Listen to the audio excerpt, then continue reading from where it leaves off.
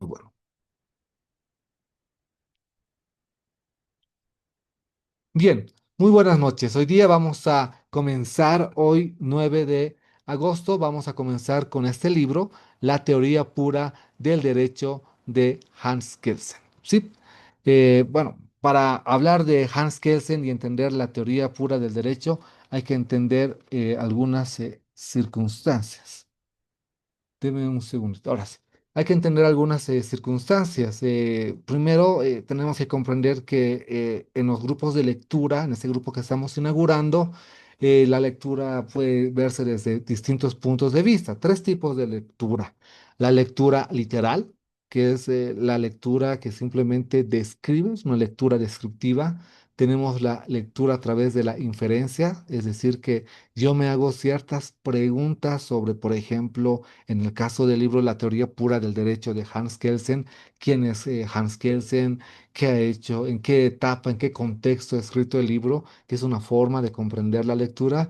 Y tenemos la lectura crítica, que no solamente es leer el texto, repetir las ideas y analizar al autor, sino la lectura crítica tiene que ver con exclusivamente preguntarse si el autor tiene o no tiene razón, preguntarse si el autor tiene posturas sólidas, habrá posturas débiles del autor.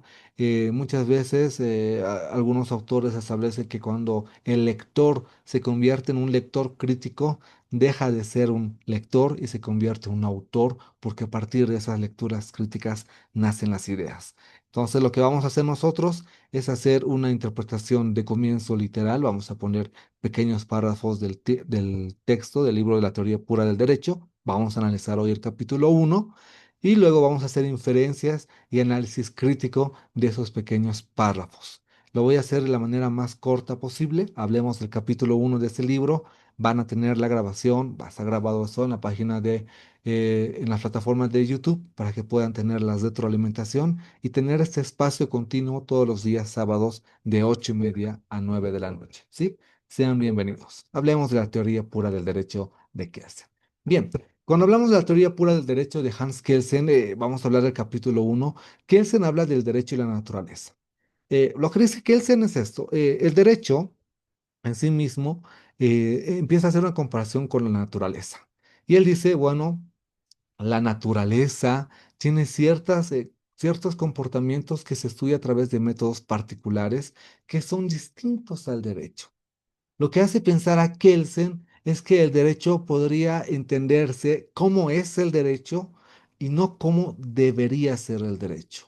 Y para entender cómo es el derecho, pues Kelsen justamente titula su libro La teoría pura del derecho. Pero entonces, ¿qué es la teoría pura del derecho? La teoría pura del derecho procura determinar qué es y cómo se forma el derecho y no cómo debería ser el derecho. Eliminar de la ciencia del derecho todo aquel elemento extraño. Quiere decir que Kelsen establece el término puro del derecho justamente porque aparta para comprender el derecho otras ciencias como primer elemento. En este primer capítulo, el capítulo uno que estamos analizando, el capítulo uno, Derecho y la Naturaleza, Kelsen va a dividir en tres tópicos. Primero, ¿qué es la teoría pura del derecho? Ya decíamos que la teoría pura del derecho es exclusivamente lo que el derecho es y no lo que el derecho debería ser. Lo que va a tratar de explicarnos en este libro Kelsen es qué es el derecho en su naturaleza pura, en su ciencia pura. Un segundo tópico, las ciencias de la naturaleza y las ciencias sociales, la causalidad y la imputación. Sobre eso vamos a hablar más adelante. Y un tercer tópico, el objeto de la ciencia del derecho. Ya habíamos hablado algo sobre el primer punto. La teoría pura del derecho tiene que ver con establecer lo que es el derecho en sí mismo, apartado de cualquier otra ciencia. Cuando hablamos de este segundo tópico, las ciencias de la naturaleza y las ciencias sociales, en el fondo lo que nos está hablando Kelsen es de la causalidad y la imputación. Kelsen dice, señores, ustedes no se han dado cuenta que las ciencias naturales, las ciencias exactas se rigen por un principio de causalidad. Por ejemplo, si yo hago caer este objeto cae por un principio, por un efecto, por una causa y un efecto, que ocurre en cualquier parte del mundo. En cambio, las ciencias sociales, y no todas las ciencias sociales, sino algunas ciencias sociales que tienen características particulares, dentro de ese grupo de ciencias sociales que Kelsen habla del derecho, dice que en el derecho no puede existir esa relación causa y efecto. Es decir, que no siempre porque sujeto A mate a sujeto B va a ser tildado de asesino. Porque para que exista esa figura de que sujeto B sea tildado de asesino, tiene que haber un ejercicio intelectual que relacione dos hechos. A esa figura le va a llamar Kelsen imputación, ¿sí? Entonces, veamos qué dice Kelsen por naturaleza. Por naturaleza entendemos un orden o un sistema de elementos relacionados los unos con los otros. Para Kelsen, la naturaleza está relacionado con el principio de causalidad, que en otras palabras es causa y efecto. En cambio, la sociedad es un orden que regula la conducta de los hombres. La sociedad misma regula la conducta de los hombres. Y dentro de la sociedad vamos a encontrar otras tendencias, entre ellas el derecho. Entonces, cuando hablamos de causalidad versus imputación, Kelsen dice algo muy interesante que se los voy a leer textualmente. El crimen no es la causa de la sanción, ni la sanción no es el efecto del acto ilícito. La relación que existe entre los dos hechos resulta de una norma que prescribe o autoriza una conducta determinada. Relevante lo que dice Kelsen, porque a partir de ese razonamiento, Kelsen nos está diciendo que en el tema de la imputación no vamos a tratar de una causa y un efecto, sino lo que vamos a tratar en la imputación es el análisis de lo que dice una norma. Ahora, una norma puede prescribir, puede regular, puede decirnos omitir ciertas conductas, pues más adelante Kelsen va a plantear la estructura de la norma. Eso lo vamos a ver en capítulos posteriores, pero es importante entender que el derecho se rige por un principio de imputación. Ahora, el principio de imputación propiamente prescribe que la consecuencia debe seguir a la condición. Tal es el enunciado del principio de imputación que en la esfera de lo social es equivalente del principio de causalidad aplicable a la esfera de la naturaleza. Lo que dice Kelsen es que este principio de imputación no solamente lo vamos a encontrar en el derecho, el principio de la imputación también está en sociedades primitivas. Cuando el hombre empieza a relacionar un hecho con otro hecho como una consecuencia, y ahí habla de la retribución, por ejemplo, el hombre va a empezar a determinar, separar el bien y separar el mal, y va a determinar que lo bueno se tiene que premiar y lo malo se tiene que castigar. Para determinar esas conclusiones, pues, Kelsen dice el hombre primitivo aplicaba el principio de imputación. Y eso es un origen y es parte del origen del derecho. Entonces, y a partir de eso, pues hay un origen social, un origen animista de la imputación. Textualmente, Kelsen dice esto. El animismo es por consiguiente una interpretación de la naturaleza a la vez personal, social y normativa fundada sobre el principio de imputación y no sobre el de causalidad. A esto Kelsen se refería cuando en la sociedad primitiva, pues el hombre relacionaba los aspectos o los fenómenos naturales como parte como una especie de dioses y relacionaba con conductas. Él decía, bueno, si está lloviendo, el dios de la tierra nos está bendiciendo, si hay sequía, nos está maldiciendo. Entonces, relacionaban una imputación. Este ejercicio intelectual de imputación siempre ha estado en la estructura del hombre y es la que toma el derecho para analizar el derecho en sí mismo. Y para terminar este punto de imputación y causalidad, pues Kelsen habla que el punto final de la imputación, la diferencia fundamental entre la causalidad y la imputación, consiste en que la imputación tiene un punto final, mientras que la causalidad no lo tiene. Diferenciando a las ciencias, a las demás ciencias, con la ciencia del derecho. Por eso el derecho para Kelsen es una teoría pura. El derecho para Kelsen además pertenece a un conjunto de ciencias denominadas ciencias normativas, porque ojo, no todas las ciencias sociales se rigen por el principio de imputación. Kelsen dice que, por ejemplo, la psicología sí analiza causa y efecto.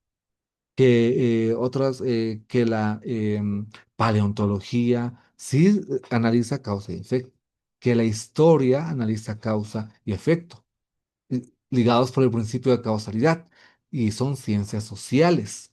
En cambio, el derecho no es una ciencia social propiamente dicha, sino pertenece a un margen de ciencias normativas, y dentro de esas ciencias normativas está la ética, está el tema de las reglas de la iglesia, está el derecho propiamente dicho. ¿Sí?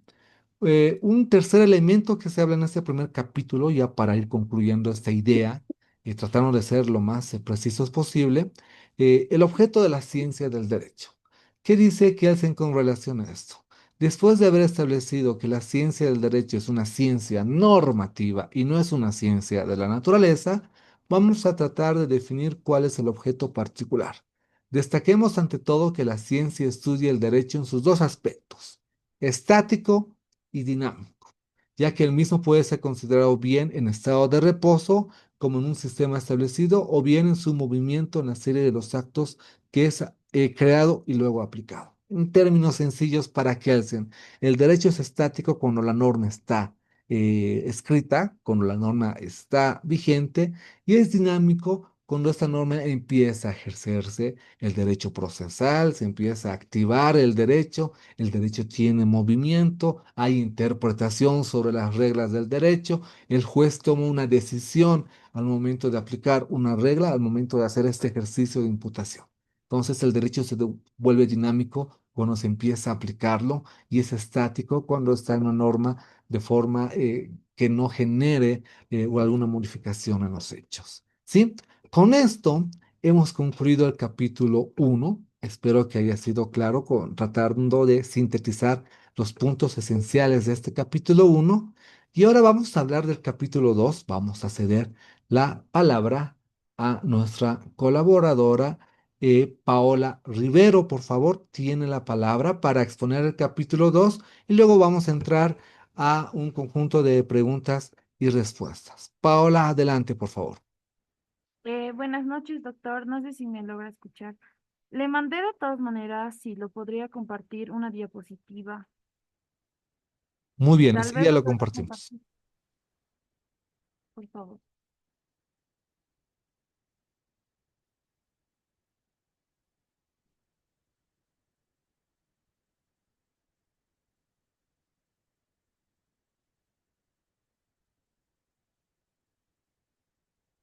Ya se puede ver la Bien. diapositiva. Buenas noches, primeramente a todos los presentes. Gracias por cederme la palabra, doctor Delgado. Mi nombre es Paula Rivera y en esta oportunidad yo les voy a hablar del capítulo segundo que refiere al derecho y a la moral. Bien, Hans Kelsen, si pudiera pasar a la siguiente diapositiva, por favor. Empieza este apartado indicándonos un apartado anterior de su capítulo anterior y nos indica sobre la regla del derecho. Esta consiste en que si es A, entonces B debe ser. ¿Esto de qué trata? Esto induce a que si un individuo roba, este debe ser condenado por algo que está escrito en la ley. Eso nos menciona, en breves palabras, Hans Kelsen. Bien, la siguiente diapositiva, por favor. Ahora vamos a tratar los puntos más importantes de este capítulo. Nos habla sobre el derecho positivo y la moral. Nos menciona Hans Kelsen que estos son dos cosas muy distintas. Sin embargo, no quita que estos tienen algo de enlace, que es lo que hace que el derecho positivo pueda en ciertos momentos, de alguna manera, autorizar las normas morales. Desde el punto de vista de la moral, vemos que la norma jurídica es buena o mal. Entonces, esta es una relación un poco más directa. Esto quiere decir que es un juicio de valor externo a una ciencia del derecho. Esto es lo que nos menciona y esta es una idea principal que yo he rescatado de una de las partes. Bien, ahora, continuando con este apartado, los juicios de valor que provienen de la moral tienen un carácter subjetivo. También nos habla de un carácter que es netamente objetivo. Pero bien, yo les voy a mencionar algo referente a lo que es subjetivo. Esto se funda en una norma positiva. sino en una norma más bien que es supuesta. Hans Kelsen en este apartado menciona mucho lo que es supuesto y lo que es puesto. Entonces, la norma subjetiva sería precisamente eso, una norma, bueno, algo que es supuesto, no es algo que está directamente relacionado. Bien, ahora, otro punto muy importante es la justicia. Hans Kelsen habla y nos menciona que a la justicia no se le puede dar una definición como la que estamos acostumbrados, perdón, a darle, como de es esto, es el otro, o lo que muchos otros autores mencionan. Hans Kelsen, bueno, para Hans Kelsen la justicia es un valor absoluto. O sea, para este no, para Hans Kelsen, este pretende ser válido en todas partes, no solo en uno, en todas partes. Es por eso que Hans Kelsen, al hablar de su teoría, y anteriormente se ha mencionado en el capítulo primero, que dice que esta teoría es general, no se va a puntos específicos. Esta teoría es general. Entonces se pretende que esta de alguna manera se interprete así, como algo puro. Es por eso que le puso teoría pura del derecho, ¿cierto? Ahora, como les había mencionado, la justicia para Hans Kelsen pretende ser válido en todas las partes. También menciona algo muy importante que es que pretende ser eterno e inmutable. Esa es la justicia para Hans Kelsen. Ahora bien, quiero terminar este breve resumen con algo que menciona Hans Kelsen, si me permiten, por favor. En la última parte, Hans Kelsen prácticamente en un párrafo resume todo lo que es el segundo capítulo e indica, la autoridad que crea el derecho y que naturalmente trata de mantenerlo en vigor, puede preguntarse si es útil un conocimiento exento de toda ideología. También las fuerzas que quieren destruir el orden social existente y reemplazarlo por otro que consideran mejor. Puede no presentar gran atención a tal conocimiento del derecho, pero es una ciencia del derecho, es indiferente tanto a como las otras. Esta es la actitud adoptada por la teoría pura. Bien, en este párrafo, Hans Kelsen nos dice que el único interés es describir, analizar y comprender la estructura de tal y el funcionamiento del derecho con una vista objetiva y subjetiva, dejando fuera las opiniones de si es justo, es injusto o lo que es bueno o mal. Es por eso que Hans Kelsen, como les he mencionado en un principio, menciona que la moral es muy diferente al derecho positivo. Eso sería, muchísimas gracias.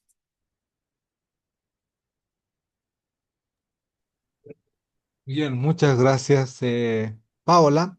Bien, para esta última etapa vamos a ceder el espacio para quienes quieran plantear preguntas. Pueden levantar la mano, pueden activar su micrófono para plantear alguna pregunta en particular. Tienen la palabra.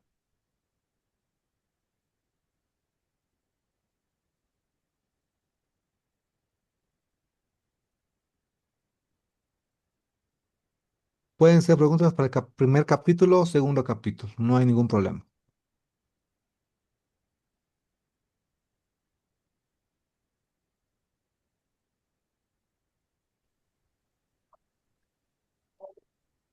No hay preguntas. Si gustan, también pueden escribir las Sí, preguntas sí, que buenas desean. noches, sí.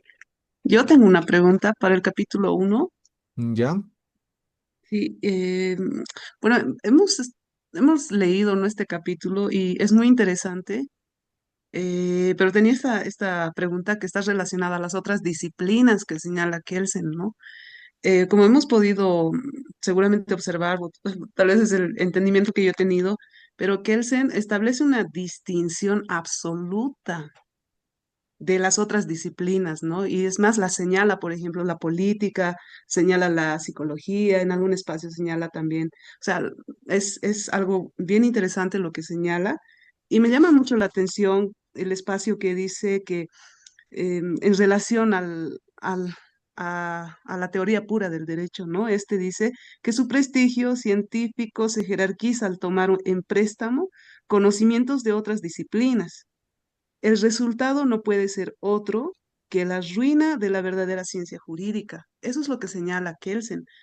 Y yo me preguntaba si esto seguirá siendo válido en el contexto interdisciplinario en el cual estamos actualmente como sociedad. Eso, esa es mi pregunta, gracias. Excelente pregunta y muy buen razonamiento, Margarita. Mira, gran parte de los abogados de la vieja escuela, cuando se publica este libro de la teoría pura del derecho y llega a Sudamérica, y nacen con esta idea en este momento innovadora, muchos abogados no recibían, los abogados de la vieja escuela, los abogados de hace muchos años, no recibían comentarios ni ayudas de otras ciencias justamente por esta postura que planteaba Hans Kelsen. Es decir, que el derecho es tan esencial, tan diferente, tiene una lógica propia, tiene una estructura propia, tiene un método propio, tan diferente del resto de las ciencias, que el derecho daba al lugar una interpretación muy distinta. Sin embargo, esta teoría pura del derecho, particularmente este aspecto interdisciplinario, hoy en día ha sido refutado y se ha demostrado además que el derecho necesita y requiere de otras ciencias para llegar a mejores resultados, particularmente cuando el juez toma la decisión en un caso en particular, cuando tiene que tomar la decisión de establecer la colaboración de peritos en un proceso, en el tema de las pruebas. El perito pues es de otra ciencia de estudio y el juez tiene que tener conocimientos interdisciplinarios de psicología, en el tema de conciliaciones, tiene que tener conocimientos interdisciplinarios de criminalística, medicina legal, los abogados penalistas, cierto conocimiento de grafología, que no son los abogados civilistas penalistas en el tema de nulidad de documentos. Entonces, este punto, particularmente sobre si el derecho es una ciencia absolutamente distinta del resto, no tendría que tener ninguna relación con otras ciencias. Hoy en día en la práctica, en mi opinión, siento que no es vigente la idea de Kelsen, particularmente en este punto. Hay otras ideas de Kelsen que sí, pero yo considero que no. No sé si el público estará de acuerdo con esta idea, porque finalmente esa es una lectura crítica. Pero en mi opinión, con la lectura que tuve, la interpretación que tengo de la actualidad en estos años que llevo litigando y con lo que dice Kelsen, difiero mucho si realmente que se mantendría este postulado en la actualidad. Sí, eso, estimada Margarita. No sé si con eso hay alguna otra pregunta más. Buenas noches, doctor. Buenas noches, participantes. Yo tengo una pregunta sobre el capítulo 2. Adelante. ¿De qué carácter son los juicios de valor emitidos por la ciencia del derecho? A ver, muy bien. Entonces, eso le vamos a ceder la palabra a Paola, si puedes contestar, por favor. Sí, claro. Lo que Hans Kelsen menciona en un apartado específico es que los juicios de valor del derecho tienen un carácter precisamente y netamente son objetivos, porque estos refieren a los hechos por los cuales la norma ha sido creada. Esto quiere decir, como mencionaba en un principio, si es A, entonces va a ser B. Eso quiere decir que va a ser condenado, el sujeto A va a ser condenado por el delito que ha cometido. Entonces, esto define lo que sería ya lícito, lícito, constitucional e inconstitucional. Eso es lo que hace que tenga un carácter netamente objetivo. Eso, Alejandro. Muy bien, muchas gracias, Paola. Tenemos un par de minutos antes de que concluya la grabación. Toda esa grabación va a estar en la página de YouTube. La próxima semana, el día sábado, vamos a tener el capítulo 3, capítulo 4 del libro de la teoría pura del derecho. Están todos invitados, invitados a la lectura crítica, que puedan participar y a este proyecto de sociedad científica que esperamos que se pueda consolidar. Ha sido un placer estar con ustedes. Son cursos, son talleres cortitos, pequeños, con la idea de que se puedan socializar estos contenidos y que todos puedan ser partícipes. Que sea hasta el siguiente sábado. Vamos a pedir en cada sábado que haya voluntarios para que puedan exponer un capítulo. La idea es que todos podamos leer ese texto. ¿Sí? Un placer como siempre. Nos vemos el próximo sábado en el grupo de lectura. Sean todos bienvenidos a este nuevo proyecto. Muchas gracias, doctor. Hasta luego. Hasta luego.